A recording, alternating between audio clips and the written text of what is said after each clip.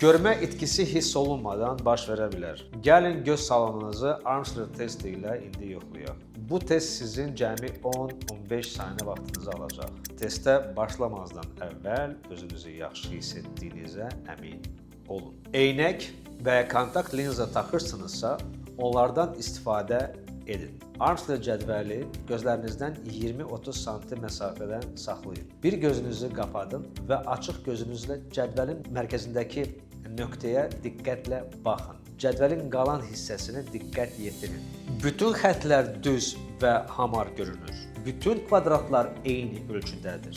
Hər hansı bir sahədə xəttlər əyilmiş, dalğalı və ya qırıq görünür. Şəkildə bulanlıq, qaralma və ya rəngin dəyişikliyi hiss edirsinizmi? İnsanlar problemi yarana qədər bunları hiss etməyə bilər. Armstrong test diaqnostik vasitə deyil, lakin göz problemlərin erkən aşkarlanması üçün əhəmiyyətlidir.